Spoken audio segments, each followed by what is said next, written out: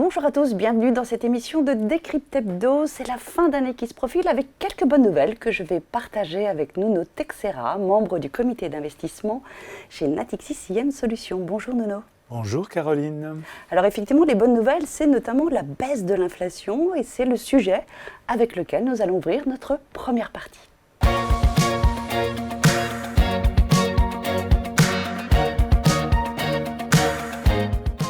Alors le mois de novembre, c'est un petit peu, le mois des bonnes nouvelles, on va en voir quelques-unes. Donc l'inflation déjà, donc c'est un mois où on a vu vraiment arriver la baisse de l'inflation. Oui, on avait déjà une amorce quand même depuis de nombreux mois. On avait eu un peu peur en fait pendant l'été à cause de la hausse des prix de l'énergie et puis ils ont reflué.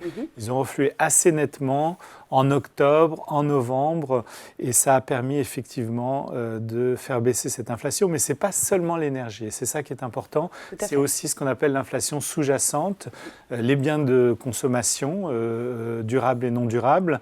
Et aussi les services. Ça, c'était la partie la plus résiliente.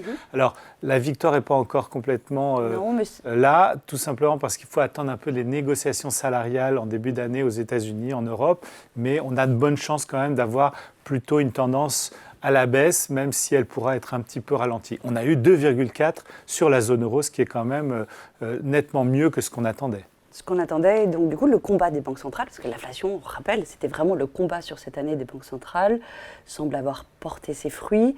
Donc une anticipation aussi, non pas d'une baisse prochaine sur les taux directeurs, on sait toujours encore. Voilà, alors les marchés se prennent évidemment à espérer des baisses, alors plutôt au deuxième trimestre au mieux, notamment aux États-Unis, parce qu'on s'attend quand même à un ralentissement assez net de l'activité, notamment au premier trimestre, ce qui pourrait justifier de la part de la Réserve fédérale une première baisse des taux. Et on attend quand même 3-4 baisses de taux des fameux Fed Funds en 2024, ce qui est assez significatif et ce qui a permis au marché obligataire, évidemment, de retrouver des couleurs. C'est ça, les marchés donc, obligataires à retrouver des couleurs. Marché action aussi, on verra plus tard le marché action. Et puis l'immobilier, aux États-Unis, il ne faut pas oublier que les ménages américains empruntent beaucoup maintenant à taux fixe. Et on avait des taux à 30 ans qui étaient montés au-delà des 7%.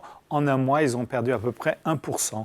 Ce qui d'ailleurs entraîne une situation un peu dichotomique sur le marché immobilier aux États-Unis, où pour l'instant les détenteurs d'immobilier ne veulent pas vendre parce que les taux sont très élevés, ils seraient obligés de prendre des emprunts beaucoup plus chers, et du coup les gens se tournent plutôt vers la location, alors que les prix de l'immobilier neuf, eux, chutent du fait justement de taux encore élevés. Donc il y a un effet ciseau pour l'instant, donc on va voir où ça atterrit sur le marché immobilier.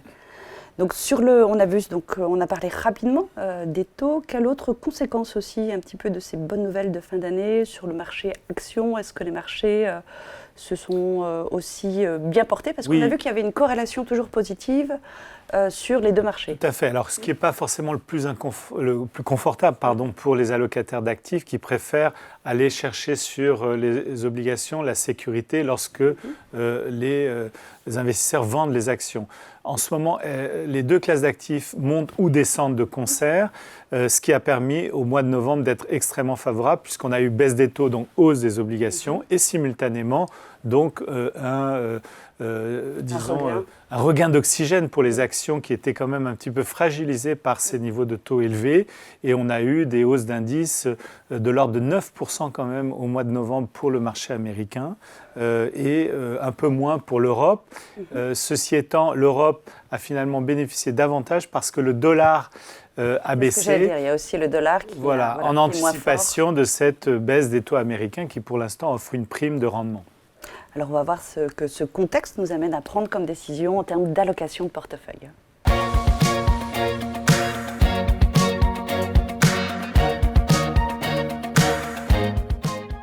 Donc ce contexte, effectivement, a permis au marché obligataire de souffler un peu avec une détente sur les taux longs, mais également sur l'ensemble des échéances, je crois. Est-ce que vous avez changé votre position sur cette classe d'actifs au sein des portefeuilles? Oui, tout à fait. On avait une poche de liquidité, de monétaire, puisque finalement, dans un contexte très volatile pour les taux jusqu'en octobre, on se disait que le couple performance-risque des obligations n'était pas très favorable, donc on était un petit peu en dedans.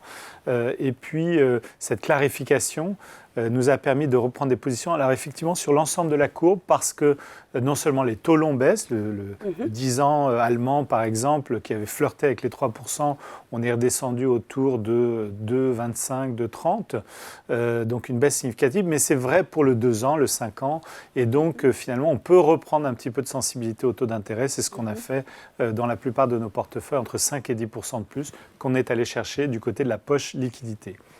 Alors ça c'est pour le marché obligataire. Sur la partie classe d'actifs actions, pour vous, effectivement, donc ça reprend des couleurs du regain, mais est-ce qu'il n'y a pas un petit peu de tri à faire, je dirais, au sein de la classe d'actifs actions? Quelles sont aujourd'hui vos convictions, même en tant qu'allocataire? Alors, nos convictions, c'est qu'on est dans une phase du cycle de ralentissement quand même. Il ne faut pas oublier que l'Europe frise la récession, les États-Unis ralentissent, on commence à avoir des signaux au niveau des indicateurs avancés, au niveau des créations d'emplois qui plaident pour ce ralentissement.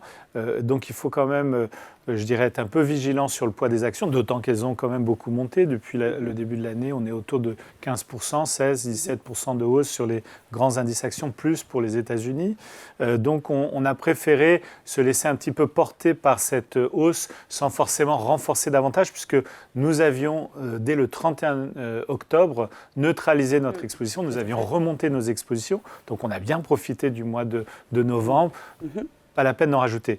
On a plutôt aussi joué les États-Unis, qui restent quand même, je dirais, le pôle de croissance et de visibilité, notamment grâce à ces grandes valeurs de croissance qui profitent de toute la thématique de l'intelligence artificielle et qui ont des croissances bénéficiaires bien supérieures à la moyenne du marché. Et donc aux États-Unis, c'est vrai qu'on a un marché un petit peu à deux vitesses, avec le Nasdaq qui continue d'offrir des performances. On connaît des grandes envolées, effectivement. Voilà, tout à fait impressionnantes. Alors que si on regarde le reste de la cote, eh bien ça reflète une certaine platitude des résultats sur l'année 2023.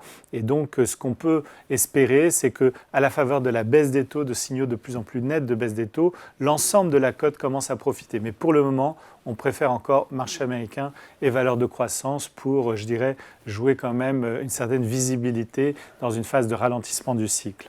Donc là, vous mettez totalement de côté les autres typologies de classes d'actifs, enfin pas de classes d'actifs au niveau des actions. On est quand même présent, alors d'abord sur les actions japonaises qui sont un marché, je dirais, qui est un petit peu à part avec une politique monétaire toujours très généreuse, très accommodante.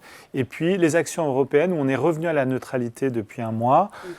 C'est vrai que là aussi, il y a une différence entre zone euro qui est beaucoup plus dynamique cette année et le marché pan-européen qui est un petit peu sur la défensive à cause du marché anglais. Mais même en Angleterre, les bonnes nouvelles arrivent avec une baisse assez significative de l'inflation et on pourrait imaginer des signaux positifs de la part de la Banque d'Angleterre qui donnerait un second souffle à ce marché. Sur les valeurs. Tout à fait. Et puis, un dernier secteur qu'on joue, le marché des services aux collectivités qui vont profiter de la baisse des taux. Très bien. Merci beaucoup, Nono. Merci, Caroline. Merci à tous de nous avoir suivis. Donc, de bonnes nouvelles pour ce mois de novembre, en espérant que celles de fin décembre seront tout aussi bonnes. Je vous dis donc à très bientôt.